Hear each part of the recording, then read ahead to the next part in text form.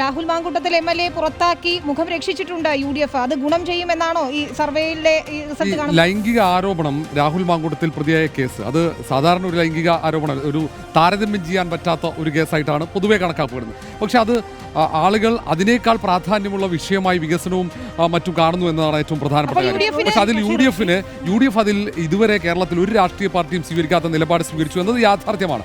കാരണം അതിൽ കോൺഗ്രസ് നേതൃത്വം തുടക്കത്തിൽ തന്നെ റിപ്പോർട്ടർ TV വാർത്ത പുറത്തുവിട്ടപ്പോൾ കൂടുതൽ ആലോചിച്ചില്ല, അതിൽ വിശദീകരണം പോലും ചോദിക്കാതെ നടപടിയെടുത്തു. അതെ, വിശദീകരണം പോലും ചോദിക്കാതെ അല്ല, ഇപ്പോൾ ഈ ട്രെൻഡ് എന്നുള്ള നിലയിൽ നമ്മൾ നോക്കുകയാണെങ്കിൽ ഇപ്പോൾ 4 ദിവസം കൊണ്ടുള്ള നമ്മളുടെ ഒരു 1/4 കോടിയോളം ആളുകളുടെ പാർട്ടിസിപ്പേഷൻ തന്നെയാണ് നമുക്ക് ഏറ്റവും കൂടുതൽ പ്രതീക്ഷ നൽകുന്നത്. നമ്മൾ മുന്നോട്ട് വെച്ച എല്ലാ ചോദ്യങ്ങൾക്കും നമ്മൾ എല്ലാ ചോദ്യങ്ങളുടെ ഉത്തരങ്ങളിലേക്ക് നമ്മളിപ്പോൾ കടന്നിട്ടില്ല. നമ്മളിപ്പോൾ പുറത്തുവിടാത്ത ധാരാളം ചോദ്യങ്ങൾ ഇനി ബാക്കിയുണ്ട്. അത്തരം ചോദ്യങ്ങളുടെയൊക്കെ വിവരങ്ങൾ വരും ദിവസങ്ങളിലുള്ള ഷോകളിൽ നമുക്ക് അറിയിക്കാം. ഇത് ഉറപ്പായിട്ടും ഇപ്പം 25 ലക്ഷം ആളുകൾ ഇത് സന്ദർശിച്ചു കഴിഞ്ഞു. അതിൽ 8 ലക്ഷം മാത്രമാണ് വോട്ട് ചെയ്തത്. എനിക്ക് തോന്നിയത് കഴിയുമ്പോഴത്തേക്ക് എന്തായാലും ഒരു 10-15 ലക്ഷം ആളെങ്കിലും വോട്ട് ചെയ്യാനുള്ള